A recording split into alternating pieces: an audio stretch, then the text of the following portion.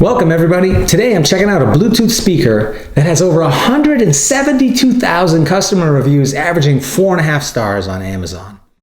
It's the Cambridge Soundworks Oontz Angle 3 Shower Edition that I bought with my own money just to see what 172,000 people think is so great.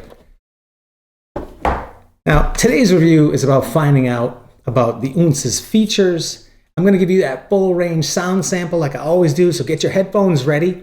I'm going to test its max volume on an instrumented test with my old school sound meter, and I'm going to let you know whether it's worth its MSRP of about $45 on Amazon or even the sale price of about $33 that I paid on it. If you're new to my channel, welcome. If you're a regular, thanks for stopping by and watching. Now, before we get started, one of the things I want to point out here is when you see a product on Amazon with 172,000 reviews, the first thing you should be thinking is, how old is this thing? How old is this product? Because as human beings, what happens is we'll get caught up thinking that if so many people think a product is really great, then it must be great. But in the case of the Oontz Angle 3, let's find out whether it's awesome or whether it's just old. So check out the box. I mean, this thing is as simple as it comes. There's almost no information on here. It's really, really simple. Inside the packaging, you get a micro USB cable, which is old. You get a lanyard for connecting to the speaker if you want to hang that up in the shower or in your golf cart or in your dorm room or on your backpack. And you get a decent manual. I will say that the manual written here by Cambridge Soundworks is very good. It's very detailed. It's about 14 pages. It goes through everything about what the controls do, how to connect, how to use the Bluetooth. It talks about what the lights mean, how to Bluetooth connect. It's got all the features, how much time you get, up to 14 hours on a full charge at 2/3 volume. Got the low charge remaining indicator, how to turn it on and off, how to connect via Bluetooth. And then it talks about using the Oontz app for Alexa. So if you do want to connect this to Alexa, you do have to use the app. But what I found with it is once I'm connected with it, I can just use this Bluetooth button on the top and that will call up Google Assistant.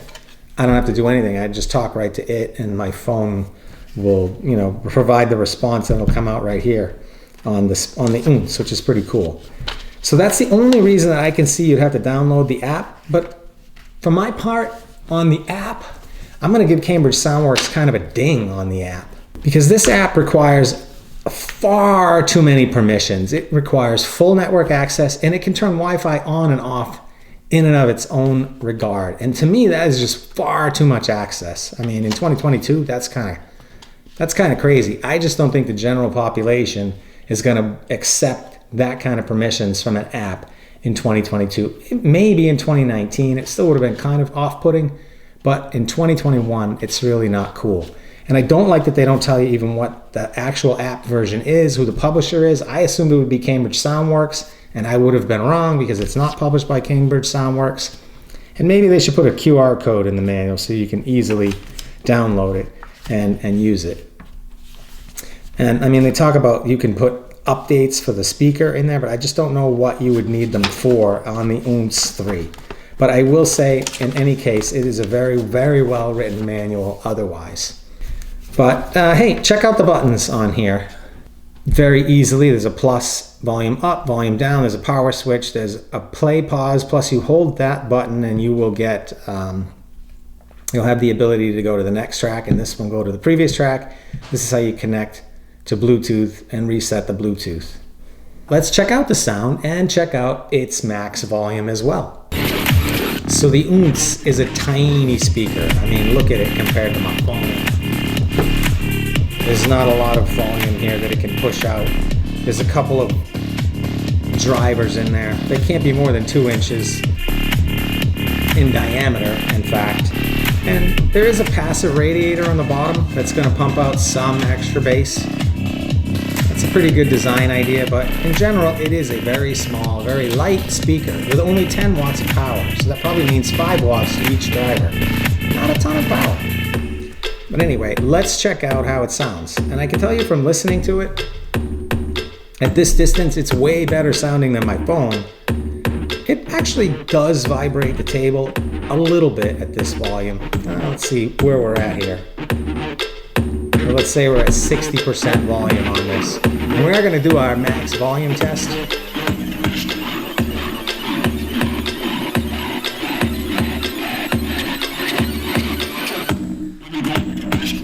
Say right now we're pumping out over 85 decibels of volume at about a 6-inch distance, which is pretty close.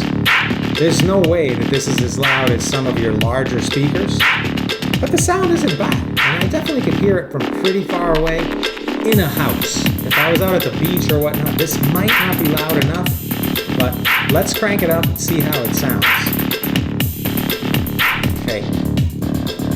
When those drivers are facing you, you are definitely going to get a little bit more treble and mid-range response than where they're at now, where I'm behind it and I can't really have the directional tweeters pointing at my ear, so I'm losing a lot of those high frequencies. But the microphone is picking up those high frequencies and you'll be able to hear it just fine in your headphones. So let's give this a shot and just crank this up. We are now at max volume. There's just not a lot of extra bass that's coming out of this. From 65% to 100%, you're not getting a ton of extra bass.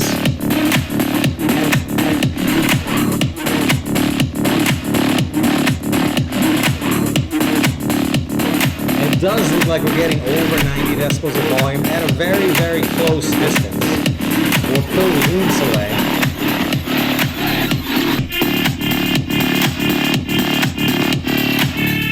You can just see how rapidly we went from mid-90s to high 80s in the max volume, just by moving it away from about 6 inches to about a foot.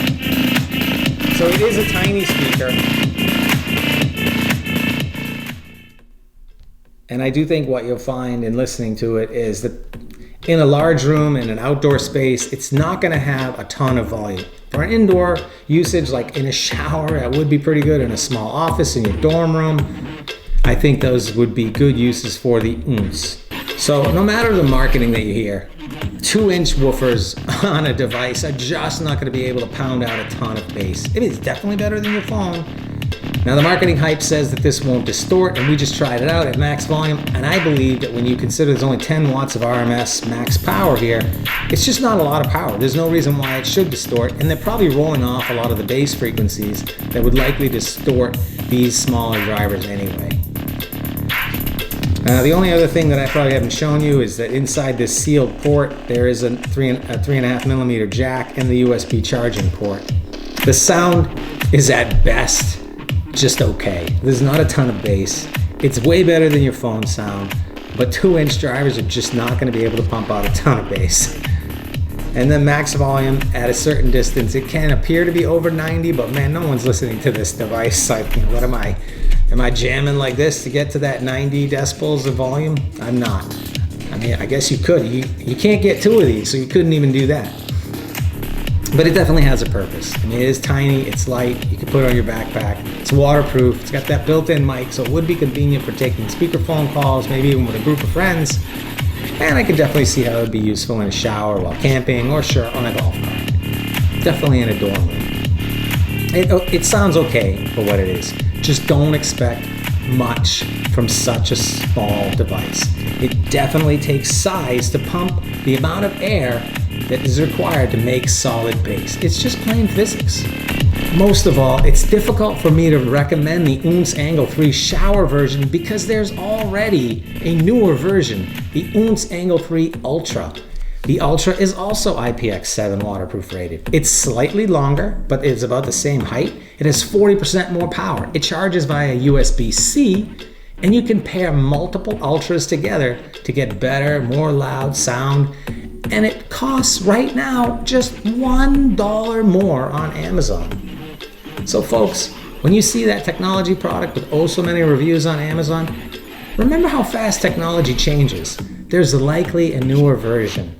And in the case of the Oontz Angle 3 shower version, the new version is just $1 more. And $1 savings, in my opinion, isn't enough for me to recommend the Oontz Angle 3 shower version. Instead, I suggest you check out my upcoming review of the Oontz Angle 3 Ultra. If you made it this far into my video, thanks for watching. Stay safe, and I'll see you next time.